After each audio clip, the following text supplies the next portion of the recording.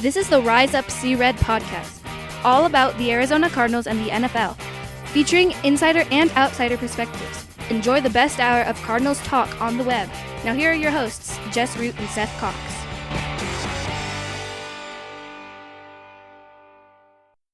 Welcome, Arizona Cardinals fans, to the latest edition of the Rise Up See Red podcast, the best hour of Cardinals talk on the web. I'm your host, Jess Root from CardsWire.com, the USA Today NFL Wire site.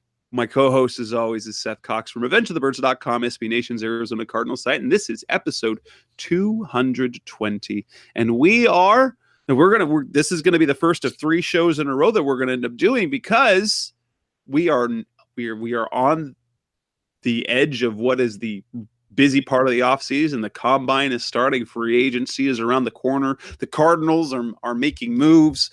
There's comp picks that have been awarded. So we've got some content to talk about, Seth. And so how excited are you that we are? It's not so much speculation or guesses or analysis. Without too long, we're going to have actual measurements and actual signings and releases, and we'll be getting ready for the draft here just in just around the corner, it feels like.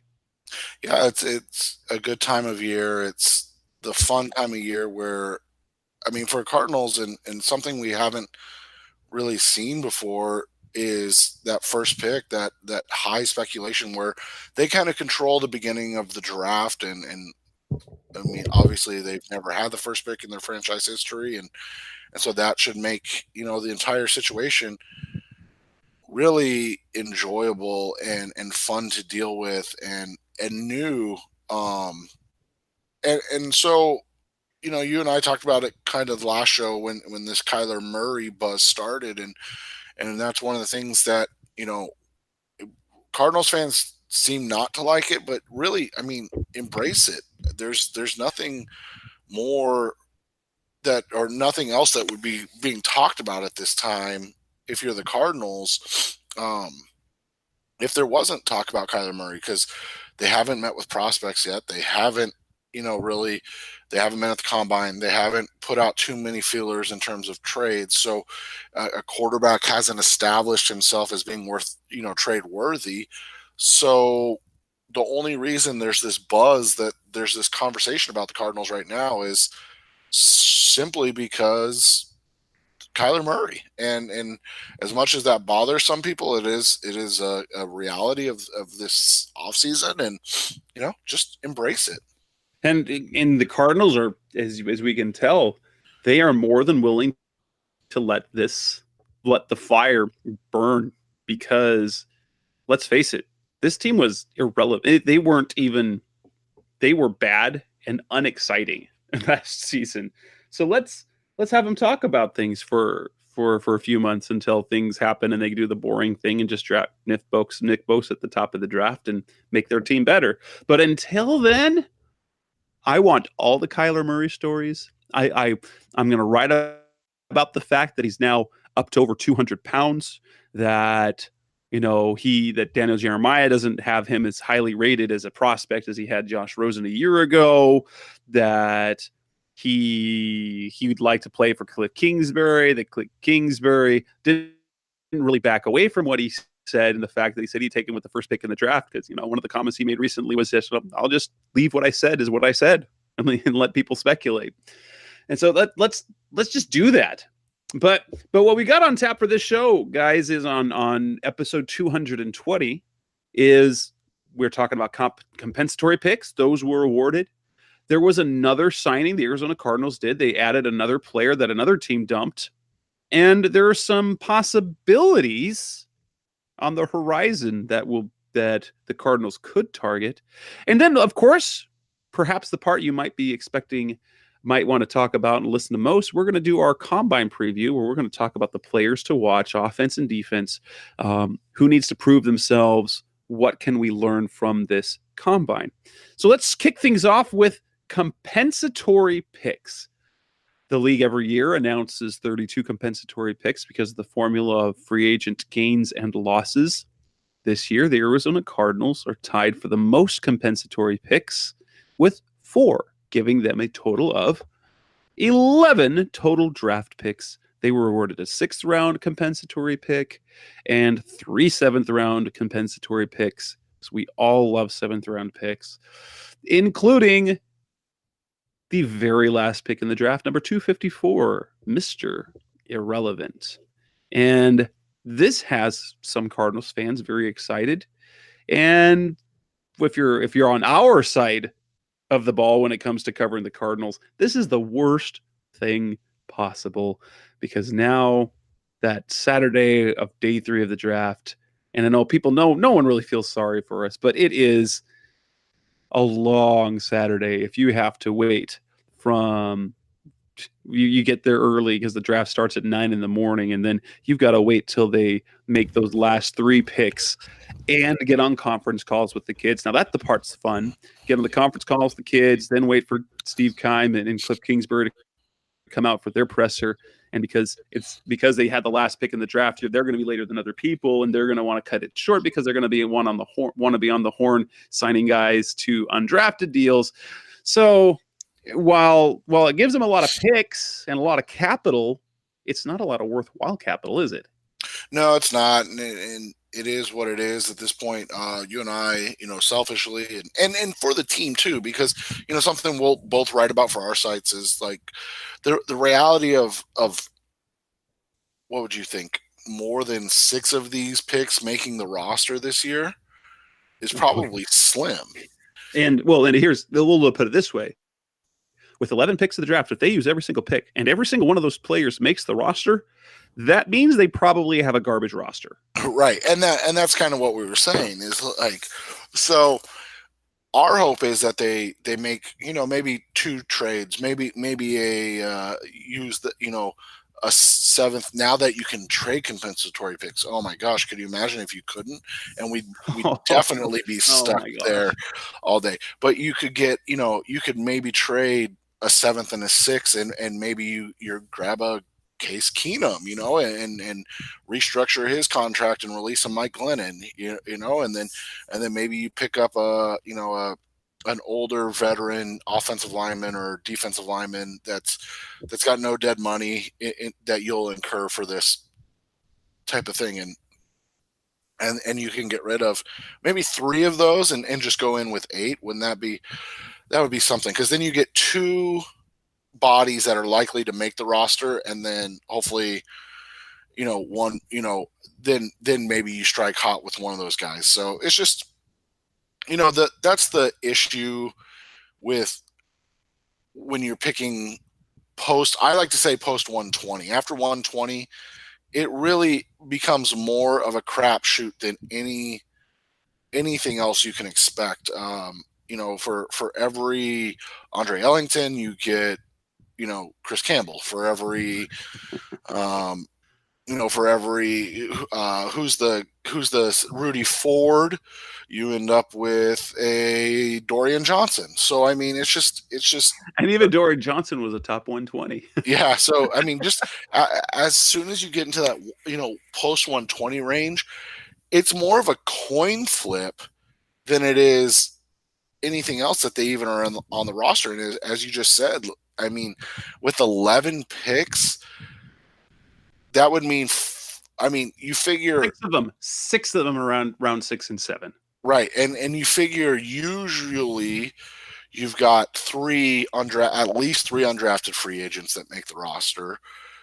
And so if you're talking 14 rookies on this roster, like you said, that's for a 53-man roster to have, a quarter of it end up as rookies, it would not be the best for the team itself. Well, and here's the thing for me.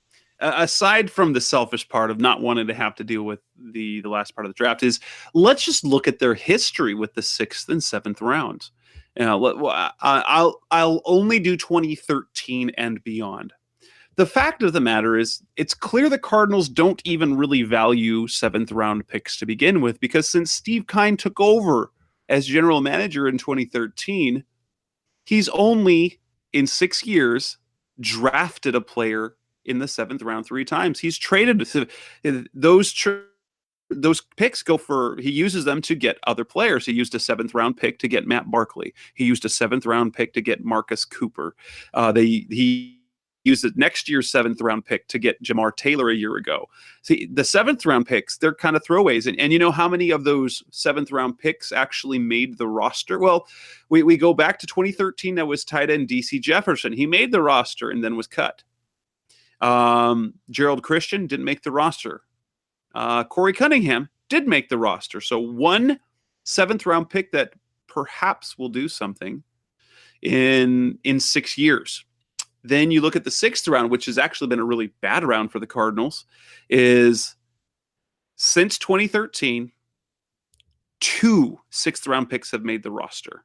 So you had Andre Ellington in 2013. Ryan Swope was drafted. He didn't make it out of the first week of practice before he retired. Walt Powell, cut. They didn't even have a 6th-round pick in 2015. Harlan Miller got cut. He bounced between the roster a little bit in 2016. 2017, Rudy Ford made the roster, and then Chris Campbell didn't even make it out of camp last year. So it's not like the Cardinals have a good history with those late picks. They just don't do them. I mean, you might as well. And so this is what I propose. And like Blake, for your side, he proposed that the Cardinals use those to trade for veterans. You know, I wrote, say, we don't draft players with those picks. Use them to maneuver in the draft and use them to acquire other players. You're going to have a better option. I mean, which would we rather have had last year? Now, I granted there was part salary. Who was worth more to the Cardinals last year? Jared Valdir or no one? Because what they got, they traded Jared Valdir for a 6th-round pick. And what they got was Christian Campbell. They actually would have been better off. They would have been better off trading him for a ham sandwich, because a ham sandwich would have made you satisfied for at least a meal. Chris Campbell didn't even make it out of camp. Right. And you're exactly right. And that's the difficult part of it. And it makes the entire process a little difficult, because it's always fun to look at these things, but in reality, as you said, the reality just doesn't back it up. And then the other thing is this: people want to say, well, trade down from the first pick and get more picks. Well, they have 11. And so if they were to trade down and get even like a first and a second, now all of a sudden they have 13. And at that point, you're just filling your roster with young players and inexperienced players. And I akin this to kind of the Phoenix Suns. The Suns have done a great job of hoarding picks, but they've never done a great job of using those picks to get a veteran to kind of be the guy in the mix, surrounded by all this young talent. And so sometimes, even when it's a lot of young talent, you still need a veteran presence. You still need kind of that calming influence. And you look at it, and it causes issues. And so I'm of the opinion that, the Cardinals need to get younger, but they also need to have, some veteran. Like, you look at their offense, the only real veteran outside of, Larry Fitzgerald is David Johnson, and he's in his 4th year. He'll be in his 5th year. I guess AQ Shipley, but is he even going to be on the roster? So it's going to be interesting. Justin Pugh. Oh yeah, for as many games as he's available. So at this point, it's start to fill out the roster a little more. Yeah, and so you kind of look at what are some type of players that they might be able to get. We've already thrown out there Case Keenum. If you can redo his deal, if you could get him on the Mike Glennon deal, the fact that he's played for Cliff Kingsbury before, that's a perfect match. It's a perfect match. He's a capable backup. Like, in terms of high end, what we've seen from Case Keenum, he can be a better starter than Mike Glennon has been. And he knows the system. That'd be a perfect one. I have a guy over at my Rams, over at the Rams Wire, who said there might be a couple of guys that the Cardinals could pick up for a 6th or 7th rounder. Tyler Higbee, tight end, a young tight end that they have. They tried to trade him a year ago for a 6th-round pick. They got an offer of a 7th from the Vikings. The Cardinals need tight ends. He's a capable blocker. He can make plays, and he's expendable in LA. You need the tight ends. You could add him to the group, or even linebacker Mark Barron. He's got a big cap hit for the Rams this year, but he's been a little bit banged up. But if there's no doubt he can be productive in the Cardinals defense, and he does have the size profile that Vance Joseph likes. And so, you kind of look around the league, try to find a guy that's in the last year of his deal, kind of has a big cap hit for that team, but it wouldn't nearly be as big a cap hit for the Cardinals because they don't have the dead money involved or the proration from the signing bonus. You kind of look for those guys because a 6th or 7th rounder, it's a coin flip at best, and you're getting a guy who hasn't yet proven that he can be an NFL player. And if you use a pick to acquire a player, because 7, 6, and 7th-round picks, they might make the roster a year or two and before they flame out off times. So even if it's for a guy that isn't great, but at least has shown he deserves to be on an NFL roster, even for a year, maybe 2, I think, it makes more sense. I mean, you want to hit on a 6th or 7th rounder every once in a while because that does your team really good. So say like last year's 7th-round pick, Corey Cunningham, he turns into a starter. Guess what? That is a very good thing for the team, but you can't count on it. Yeah, and you look at things like, John Ross, he's now available. And could you package, 2 6th-round picks for John Ross, who was a former first rounder, top 10 pick, and guy that just hasn't, probably needs a change of scenery. He's been injury prone. So, he's not going to cost anything. And like you said, he's not going to have any guaranteed money for the Cardinals. So, but he is obviously a talented guy. He's a guy that would make sense. And he's a wide receiver, which 100% addresses a need for the Arizona Cardinals. So wrapping that up, let's talk about next as we come back on the next part of the Rise Up See Red podcast, the best hour of Cardinals talk on the web. The Cardinals made a roster move. They've added a tight end, so they picked up a 4th player before free agency to their roster. We're going to talk about Charles Clay. That's next on the Rise Up See Red podcast. We're back on the Rise Up See Red podcast, the best hour of Cardinals talk on the web. And the Cardinals, they in less than 2 weeks, they added 4 new players to their roster. And it didn't cost them anything other than the money. It won't hurt them in the compensatory formula next year. They added Tanner Vallejo and waivers. They signed Robert Alford, cornerback. They added Brooks Reed. And their next guy, Charles Clay, tight end, 8-year vet, between 2013 and 2017, averaged like 57 catches and over 700 yards. Last year was a bit of a disaster for him. He's on the wrong end of 30. But they pick him up, and when the initial terms of the deal, it says worth up to $3.25 million. I was like, oh, that's okay. He was due to make, I think, 4.5. So you're thinking, okay, but it actually is only a $2 million deal. He's got $315,000 in a signing bonus. His salary is gonna take it to like $1.1 million. And then he can make up to $500,000 in roster bonuses per game on their per game active basis, which is the Cardinals do a lot. Almost all their contracts include, especially if there's any sort of durability concern, anywhere between $250,000 and $5 million will be tied into being active for game days. And then there's another $1.25 million that's just incentives. So this becomes actually a really cheap deal, basically a $2 million deal. $1.5 million deal that's hopefully $2 million, and it turns into $3.25 apparently if he's like amazing for a desperate need. Oh my gosh, yes. And so he's a guy, and now is he the savior of the tight end position? We thought Jermaine Gresham was, because he was coming off of his 5 seasons in Cincinnati. He was a 55 to 60 catch guy. And then his production tailed off in part because he was coming back from an injury.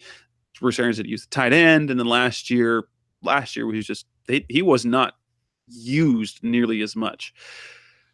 I don't know what to expect from Charles Clay because there's good and bad. Obviously, the production was there, but we saw that with Gresham before he came to the Cardinals. He's on the wrong end of 30. He's not been particularly durable. Like he missed some games last year. His production fell off the table. And so what do we get out of him? I don't know. What do you know about this Charles Clay guy? He seems to fit the type of free agent the Cardinals tend to be getting almost all the time. Yeah, he's basically a move H-back at this point. I mean, guy that can line up at tight end or fullback. He's not really a blocker, though. I mean, it's not a strong suit. He's a guy that's going to be able to play in the slot a little bit if needed, flex out. He used to be kind of a matchup guy. Now, not so much with the injuries and kind of the age. But when you look at it, the biggest thing is that he gives the Cardinals a veteran presence. He's a guy that has been successful in the NFL, and he's a guy that you can trust. I mean, and here's the biggest thing when it comes to the signing of Clay is that as long as it doesn't end up like Gresham, where they're going to, sign him to a long-term contract, kind of an asinine contract like they did Gresham, then it's basically there's no negatives to it. There's no down unless they use this as used to not further address the position. But I mean, right? They've basically with Robert Alford and Brooks Reed, who we talked about last show, they've basically at this point continually added guys that can be starters, but they haven't really addressed any positions. And I'm not saying that in a negative way. They've basically said, like, hey, look, we've got guys that are competent NFL starters. Oh, by the way, if we can draft a rookie or find another free agent that's better, we're going to do it. So, that's what I have actually liked about these signings, as opposed to, signing a guy like Andre Smith or Sam Bradford or guys that you're like, huh? Like these guys haven't been good in years. Why are you signing them? Alfred had a down season, but in 2017 he was better than Marcus Trufant there in Atlanta, and Brooks Reed has been a consistent 45 to 60% snap guy over the last several years, and he for the Falcons, and Clay, in 2 years ago was putting up over 500 yards, and he dealt with some injuries. He dealt with Josh Allen, so to see him fall off isn't exactly shocking. Now, Especially, yeah, that Bills offense was nearly as bad as the Cardinals. Right. And so obviously they're gambling on Alford and Clay getting back, but it's a safe gamble. I mean, Alfred's a little more of a expensive gamble, but Clay, like you said, his cost is negligible. I mean, he literally won't cost the team anything in 2020, and that's really kind of all that matters, because this is a team. The Cardinals are kind of in a bridge year where they're trying to figure out a way to get to be successful, but also not completely, fall off the face of the earth like they did last season. And what's interesting about this is when initially when I saw that they signed him, I said, "Oh, it seems inevitable. Jermaine Gresham's contract, they're going to get rid of him." And to me, the signs were already there as well, because he was a healthy, active scratch in week 17. So they didn't inactivate them, but they didn't play him at all, which was really odd. That said, he's going to count $8.2 million against the cap this coming year. and he's gonna if you cut him, he's gonna leave more than he's gonna leave $5.75 million in dead money. So it's not like you're gonna gain a significant amount of cap space. And maybe they still do it, but I thought initially that that Clay would end up getting, some Gresham money. But with what they could cut Gresham and it's a wash almost. It's almost basically a wash in terms of money. But maybe they keep them both because. See, I think what they've done is they've set it up so they can have a post June 1 cut if they find a guy in free agency and or the draft. If they end up and we'll talk more about this. No, that might be what they do is so they can cut him later.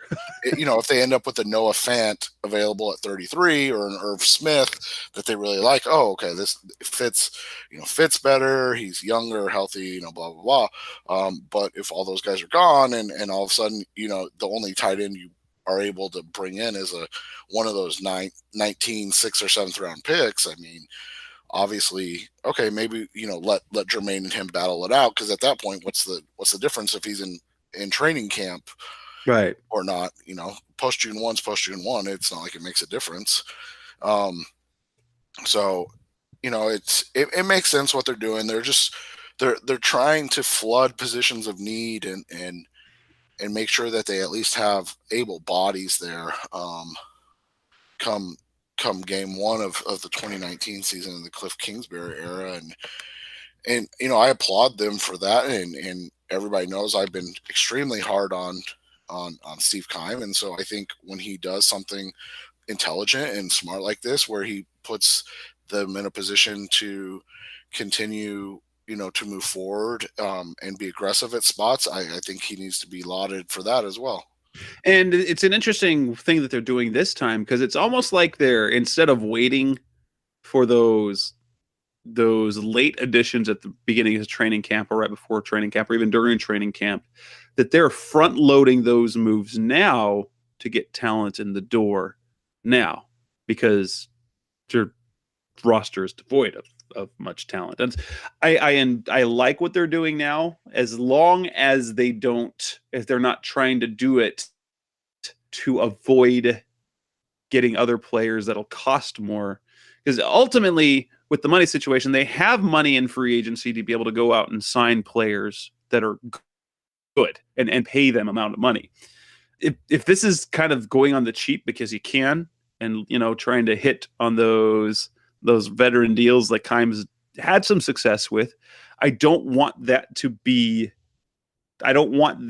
what we do instead of going and adding a one or two impact players in free agency. I don't want to see that. Yeah, as long as this isn't Andre Smith over again. That's kind of the whole thing. And real quick on Gresham as well. If you just look at the length plus the inability to get out of the contract, how many worse contracts has Steve Keim or any Arizona Cardinal had? Like, the craziest thing was you just couldn't cut him because there's so much dead money. This year was the first year when they signed the deal. We knew it. We talked about it on the show. He was no matter what, he was guaranteed through age 30. And even then, that third year is still going to take a hit. You're not going to save a lot of money. It was like the Tyrann Mathieu deal. The Tyrann Mathieu deal became a bad deal because he wasn't a star. Yeah, and so it's crazy to me that happened. But yeah, so they love him. That's the thing. They love him. The front office loves him. The coaching staff loves him, and he is loved by, like, he was one of Carson Palmer's best friends. He hit it off really well. One of Josh Rosen's closest friends in the locker room as well. He is loved in that locker room, and he has a great reputation among the organization too. Yep, he just hasn't been good on the field for 3 years. So yeah, I mean, he's 31 years. He's going to be 31 when he plays this year. I mean, they should say goodbye, but at the same time, Charles Clay, he offers some leadership and mentorship for a younger guy like a Darrell Daniels if they want to people looking at him, the guy they picked up off waivers from the Seahawks, Ricky Seals-Jones. But yeah, that'd be interesting to see what happens. That if they're going to add another type player, tight end in free agency, or if there's something to do in the draft. Because we don't know how important that position is going to be for Cliff Kingsbury, though we have seen that he has had excessive success with a tight end, because Jason Morrow that last year of college was, oh my gosh, one of the most productive players in college. So we know that he can use a tight end. Maybe Ricky Seals-Jones that guy. Maybe Charles Clay's that guy. Or maybe they don't need. Maybe it's not a position of value for them. Right. We'll and so just, like I said, I appreciate them going out, getting somebody that's had production, that's, that fits kind of the mold of the H-back, move back, that, move tight end that he is. And I think you go from there. Clay isn't the only. We talked about this, one of 3 pre-free agent signings because of guys that have been cut. Who are some other guys? That's what we're going to talk about next on the Rise of C-Red podcast.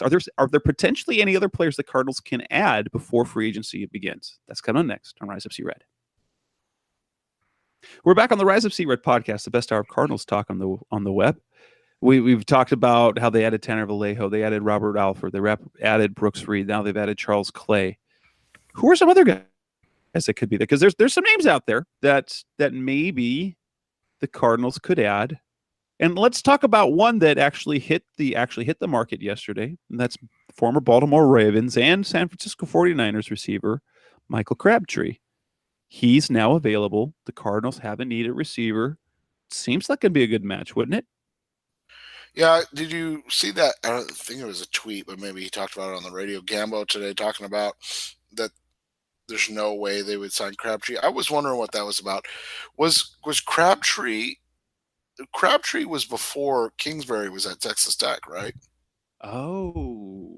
Like that, I just didn't know. And so I don't even remember when Crabtree was there, to be completely honest. But yeah, I mean, you look at Crabtree, a guy like Josh Sitton. There are guys that fit what they need. Yeah, it was before. Yeah, it was even before he was at Houston. Yeah, so I was just curious because that was kind of an odd comment, I thought, from Gambo to come out and say like they never have any interest or something. Which is now granted, Crabtree is definitely not what he used, and he never became. I guess he never became the guy. He was kind of like Michael Floyd, only he's a far more productive player than Michael Floyd ever was. He just was a disappointment. But here's the thing: he had a really down year. In fact, the last 2 years, he's in the wrong end of 30. He's on the wrong side of 30. But like the last 2 years, which have been down years. Now it's not like they were paying a lot. So he signed a 3-year deal for $21 million with the Ravens. He had 54 catches and 600 something yards. That was a bad year for him, and they cut him. Now let's put that in perspective. The numbers for receptions, for yards, and for touchdowns would have put him second on the Cardinals, and that was a bad year. Yeah, and I mean he's B30. He's in his NFL age 32, so he's been around forever. Like you said, he's a productive player. He's a guy that basically is going to get you 50 catches and 600 yards a year. He's never had outside of a injury plague. He's had 2,000 yard years. Yeah, and outside of an injury plagued, 2013, his lowest amount of catches in a season was 48 as a and that was a rookie. Yep. Yeah, and then last year, like you said, 607 was the least amount of yards he's had, and again that was outside of the 2013 season. So you're talking about a guy that is just consistent. I mean, he's a grinder at this point in his career. He's a guy that is going to drop some passes. That's always kind of been his bugaboo since he came into the league. And so, but Jim Harbaugh said he has the best hands in football, didn't he? So when you look at it, it would make sense if just to at least kick the tires on it. But the question you always ask with guys like Crabtree is, would they want to come play for this team in this situation that the Cardinals are in right now. That is true. Now, on the flip side, if they believe in the type of offense they're going to do, I think a receiver might be willing to come here because the numbers could be there. The numbers could be there. Now the question is he wants to win. He wants to win. He's 31. He doesn't want to play for a bad team. But if the opportunities with winning teams aren't there, if he wants to play, that's the opportunity. So I don't see a problem with signing him. I don't think he moves the dial for most people who follow the Cardinals. And especially when if you have the choice between acquiring Michael Crabtree or Antonio Brown, granted the cost is very different. Clearly, Antonio Brown is a much, much, much, much, much, much, much better option. Even though they're basically the same age, that's the other crazy thing. Yeah. But how bad is a trio of Larry Fitzgerald, Michael Crabtree, and Christian Kirk? That's okay. That's not bad. And it fits kind of the passing style that is the air raid. They still have to go get somebody else, but they're going to have to do that whether or not they bring in Michael Crabtree or not. So, that's the crazy thing. Even if they were to bring in Antonio Brown, do you really want to sit there with just Antonio Fitz and Christian Kirk, or do you hope that they bring in somebody else? So that's where they're at right now. I would think that they're going to bring in at least one guy in free agency, and then who knows in the draft. Now, a guy that you brought up that I ran across yesterday on Monday. I ran across it on Monday, a story saying that Miami Dolphins left guard Josh Sitton expects to be released. Sitton only played in one game last year, but wouldn't he make a nice fit for the Cardinals for a number of reasons? One, he's been a really good guard. And he's again on the wrong side of 30, but he's been a really good guard. Now he's had some durability issues. I don't think he's played in 16 games in a season in a few years. I think it's been 4 years. But outside of last year when he was placed on IR after one game, he never missed more than 3. So it wasn't like Justin Pugh, Andre Smith missing time type of things. But the Cardinals need a left guard. Or they need a right guard. Justin Pugh might. I don't know what they want to do with Justin Pugh. Multiple interior linemen. Right. So you need a guard. If you want to do it right guard, you can put Josh Sitton in right at left guard, and then you've got your guards potentially are taken care of as the starters, but you don't have to pay Sitton. You don't have to pay gobs. Maybe you don't have to pay gobs of money, and you could still draft a guy to play by November if something happens or next year, because you're already paying Pugh a lot of money and you can't get rid of him for another 2 years at least anyway. So I think that might not be a bad fit, assuming he's healthy. In my opinion, that it seems like a winner. And if anything else, he fits the profile of a Steve Keim's offensive line signing. Yeah, and again, as long as it's cheap and it doesn't preclude them from addressing it in the draft. The thing is, and this is kind of something that I don't know, I think maybe you and I haven't done a great job of talking about, and we probably will later, but the reality becomes they have so many holes to fill on the team that they're going to have to risk signings or whatever you want to say. They're going to have to sign some of these guys, some of these Sittons, these Crabtrees. They're going to have to sign these established NFL guys like Charles Clay to fill out the roster, because they're just not. They just don't have very much talent. And so, as much as it's a pain in the butt,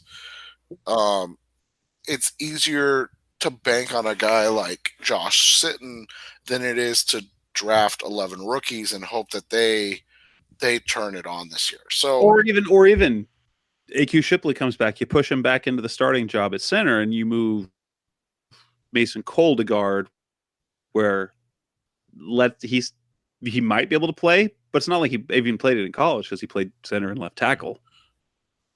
Right. And so the whole situation, it ends up just coming down to the fact that they're going to have to continue to push guys out. They're going to have to continue to look for guys and find guys and see if they can,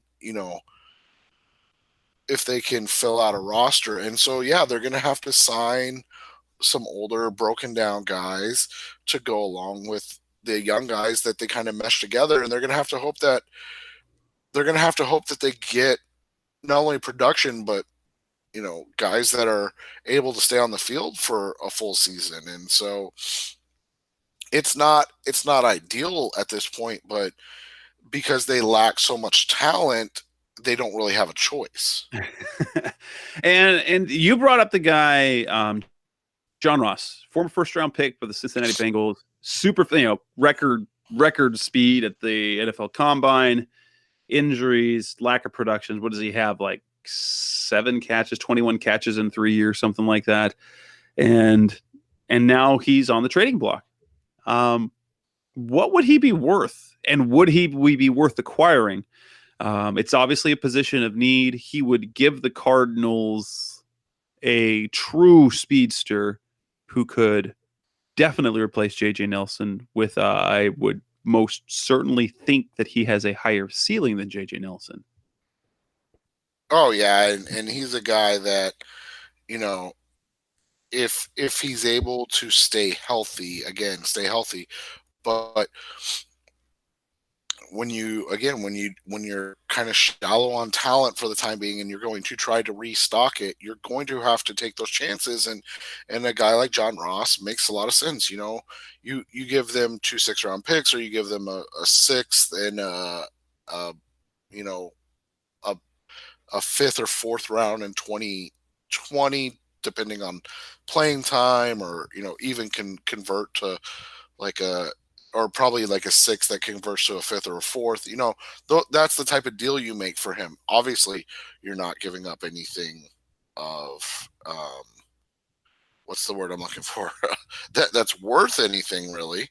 But in the same sentence, you've got to find a way to kind of stack this roster with talent, because they just don't have much. So if they're going to compete, if they're going to start to trend in the right direction, it starts now, or it probably will take a lot longer than a lot of us are hoping.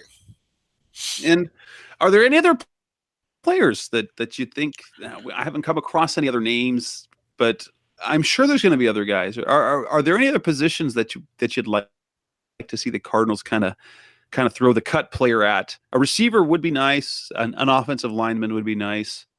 Yeah, I mean, an offensive lineman's always kind of the key, right? I mean, we'd always like to see an offensive lineman, but I think when it comes down to it, you'd like to see a kicker. You can do a kicker.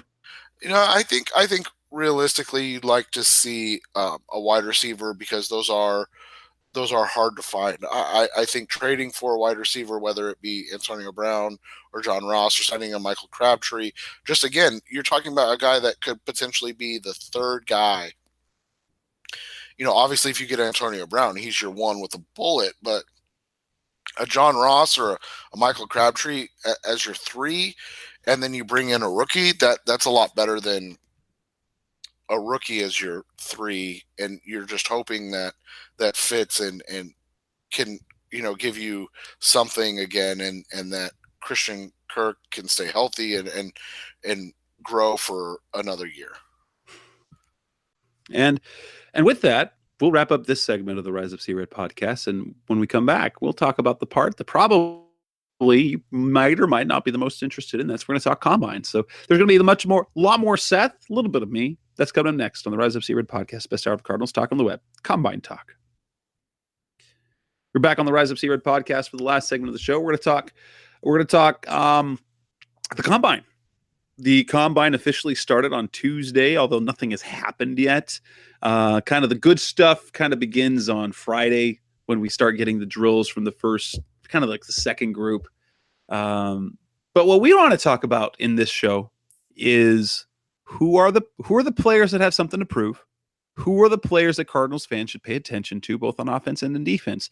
Obviously, there is intrigue because of the very top of the draft. I think number one, we both know we want to pay attention to Kyler Murray because, and it's not even for the drills. I think I want to see him do the 40. I hope he runs the 40 because I want to see exactly how fast this kid is. But I think what's going to come in even more important because quarterbacks and throwing drills all do well. And it's the only time it's an issue is if they don't throw well against the wind, against air. They're the air defending them. I want to see what his actual build is because if he I think the height is one thing. I think we've reached a point with Kyler Murray. If we know he's not 5'11", he's just plain short. If he's any shorter than 5'11", it doesn't really matter because we all know he's short. But how big is he? Is he the 205? Is he a soft 205? Is he a sustainable 205? Because if he has that bigger build, if you've got the short Russell Wilson but stacked build, you can withstand that what's going to happen at quarterback, as opposed to when you're worried about RG3 or maybe Teddy Bridgewater's frame or Lamar Jackson's frame that raise concerns. Is Murray a guy that you're going to pay attention to in particular? I want to watch the drills, but I'm really more concerned about the measurement. Did you see his over under on his 40s like 4.38? That's ridiculous. That's like elite wide receiver numbers. That's unheard of. He would be almost the perfect Bruce Arians receiver. Exactly. And so, that's going to be really interesting. I'm very interested to see what obviously Nick Bosa looks like because we haven't seen him in 8 months. So right. How serious is he taking his rehab? Is he going to come in and be soft, or is he going to come in and look like a guy that's wanting to be the first overall pick? I'm interested in Josh Allen because people I talk to that I trust have told me that they really think that he's going to test kind of like Jadeveon Clowney. And for those of you that kind of don't follow the draft or the kind of nuances, Clowney's 40 was absolutely ridiculous, but the rest of his numbers were kind of pedestrian. And so that's the, is he going to be closer to Myles Garrett, or is he going to be closer to Clowney, where he's a straight line athlete and maybe not the, a guy that's got the bend and the dip and the things of that nature. And then, you made a comment about Murray and what he's going to look like if he's 205. Is he going to be kind of a rocked up 205, or is he going to be soft? The other guy that I'm really interested in terms of build is Quinnen Williams, a guy that a lot, I would say from what I gather, and you can tell me what you gather, but I would say 50% of the fan base is comfortable with Nick Bosa. I would say 25% of the fan base is comfortable with Quinnen Williams. I would say about 20% of the fan base is comfortable with the idea of trading down, and then the last 5% is either Josh Allen or Kyler Murray at one. So when you look at a guy like Williams, he's 295, I believe, but he kind of, he was kind of a doughy 295 at Alabama. And so, what's his weight? What does he look like? How's he preparing and coming into this whole situation? He's somebody I'm going to be kind of watching, like you said, because I want to see what his build looks like as he comes into the process. And for me, the Bosa Allen thing is most interesting to me because um, Nick, I mean, when his brother Joey, if I recall correctly, they didn't anticipate him testing particularly well for his size. Right. And then he tested a little better than expected, which was really good for him. But even Well, still, he fell a little bit. right. Uh, And he tested and kind of, he was kind of the anti Clowney when you look at the testing numbers. Like I said, Clowney was incredibly fast in terms of his linear stuff, but when it got to his his 20-yard shuffle and his three cone, it wasn't as great. Now, Clowney was explosive in his jumps too, which is really great. But when you look at um, Bosa, his numbers in his three cone and his 20, and even his broad jump were like huge numbers. They were like elite numbers.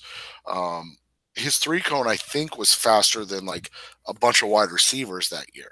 wow. So, like his obviously short area change of direction was, to say elite would be understating it. So that'll be the biggest thing for him. Um, so when you have that, you know, Nick is supposed to be a better athlete, so we'll see if that's true, obviously. And then, like you said, the Josh Allen thing, like he looks like a souped up athlete, right? Like he looks like a sports car. Yeah. And that's the thing with the Cardinals.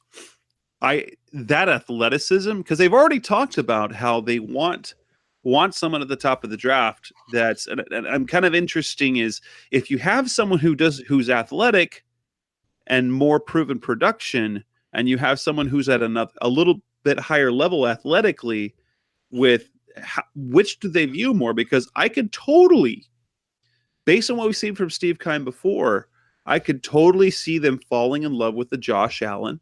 And that's not to say he's going to be a bad player, but like you talked about before, the one thing you look at, you've got the athleticism, but you have just this 1 year just bump in production. He wasn't bad before, but it was just one huge year of production. And Nick Bosa, you've seen while there's been some time missed, he's been impactful every year.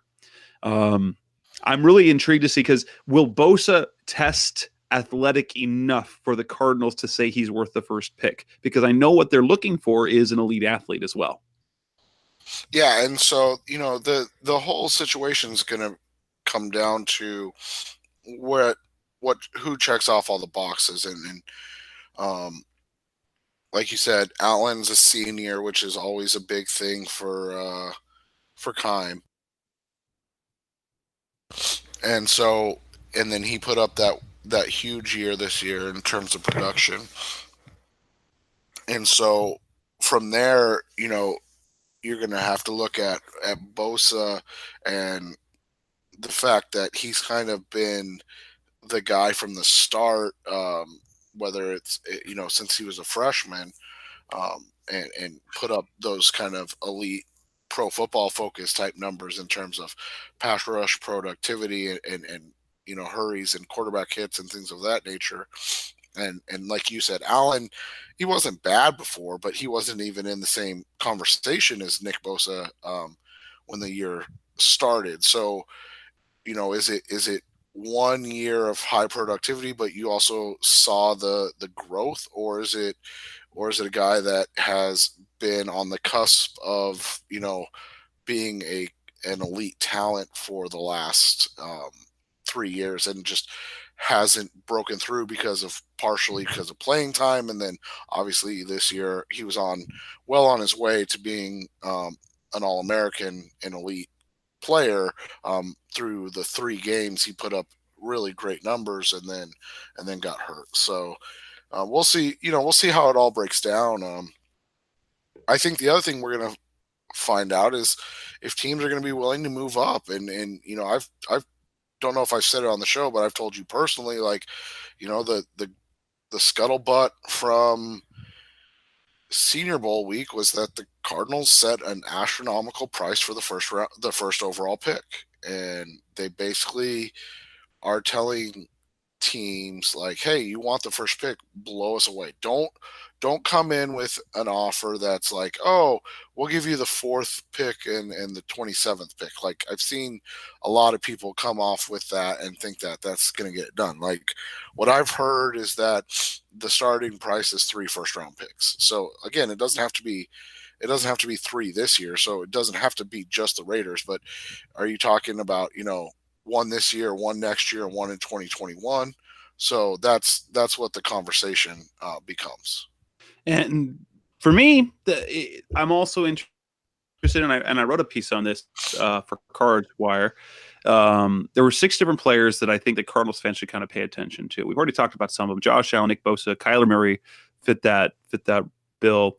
I'm also interested in paying attention to, and I think Cardinals fans are going to be super interested in N'Keal Harry, a guy that's maybe a first rounder, probably not. But local kid, was great in high school, great at Arizona State. Obviously, the local kids, the ASU talents, when they're good, they get a lot of attention here. But we want to see how he tests in terms of speed and vertical, because we know he's got the body type, we know he's got the strength, and we know he had the on-field production. Now, for me personally, some of the on-field IQ wasn't always there, but in the type of offense that he was in and his usage last year, he could have even been even better, but they also didn't target him. But I want to see, because like one of the things that it's biggest concern about him is just how fast is he? Is he going to be a 4.5 guy? Is he going to be a sub 4.5 guy? Is he going to be a 4.6 guy? That will kind of determine what he's worth and whether he's going to be around come number 33, or whether he'd even be worth number 33 for the Cardinals. Harry's a guy that is crazy to me, the variance that we've seen from him in terms of what people think. So like he's your wide receiver 1, isn't he? Yeah, and in terms of wide receiver 1, I would say him and Marquise Brown from Oklahoma, who won't be participating because, of course, he's got a Liz Frank injury. Because why have nice things, But I mean, that scares me about him, because a foot injury and a receiver. Ugh. It's John Brown all over again, or John Ross all over again. Sorry, but when you look at it, you kind of hit it with Harry. Is I'm interested in his straight line speed, but for him, I'm more interested in what he puts up the rest of the way, because we've been seeing some crazy alleged numbers coming out of his camp. I don't know if you've been paying attention, but I have. And you've seen things like a 42-inch vertical, which is insane.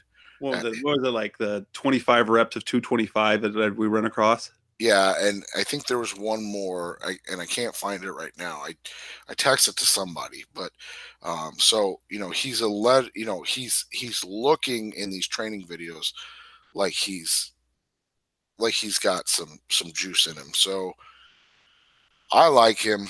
I think he's going to be a really good player. I think he's on. I've said before, I think he's on that Alshon Jeffrey to Mike Evans spectrum in terms of who he is as a player. But it's crazy to me to see the variance in how people think of him, because I've seen guys that are like, he's clear cut number 1. Like, I don't even know why this is a conversation to be had. And then I've seen guys that have said, like, I wouldn't touch him. He's wide receiver 9 or 10.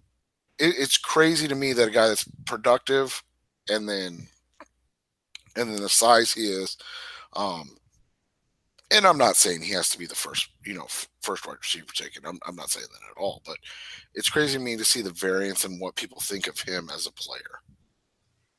In terms of other types of players, I'm kind of on the offensive side of the ball. Who who are some guys that have something to prove, and who might be of intrigue to the Cardinals? Obviously, when we talk about like the offensive lineman, that's a really hard thing to do. Although the 40 time does tend to be a pretty good predictor of the type of player he could be. Has it not proven over time?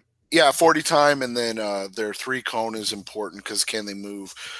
Justin Higdon had I believe it was anything that was over an 8 3 cone, they were out. I have to look at Dorian Johnson because whatever Dorian Johnson ran Was bad. right.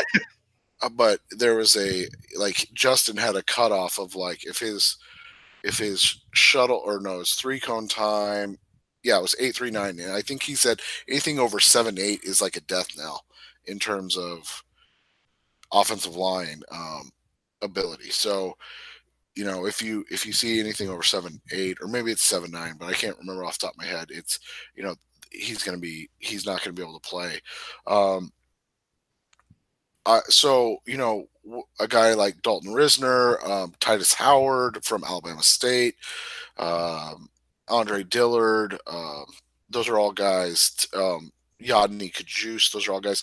Arm length is another big one in that terms because are they going to have the length to kind of play tackle, or are they going to have to move inside to guard?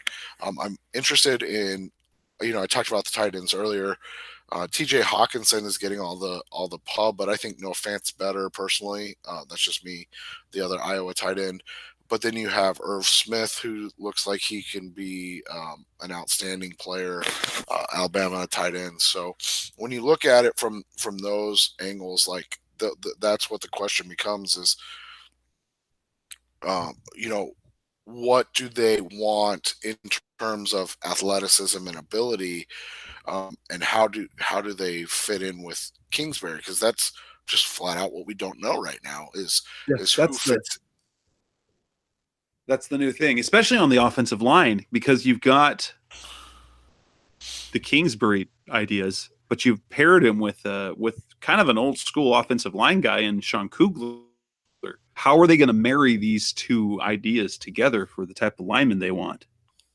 Yeah, so I mean, all those things are going to be really interesting to watch move forward and how that comes out. That's on the offensive side of the ball. On the defensive side of the ball, you can kind of get the idea for Vance Joseph guys, right? Like you can kind of look at the archetypes from Denver, but there's only 2 years there.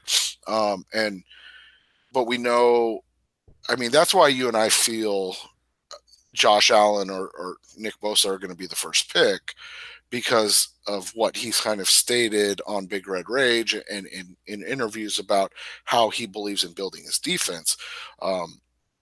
And that consists of those edge players and then boundary corners or outside cornerbacks being the kind of elite teeth of the defense, so to speak. So when you look at it from that perspective, I'm looking at corners that fit.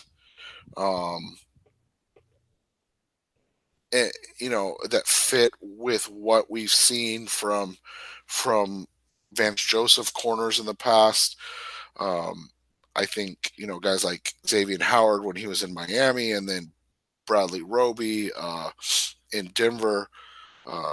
Those are names that kind of fit. So who comes in on those type of same profiles? I would be completely dumbfounded if they drafted another safety. But I'm not to say it won't happen, but I'd be really surprised.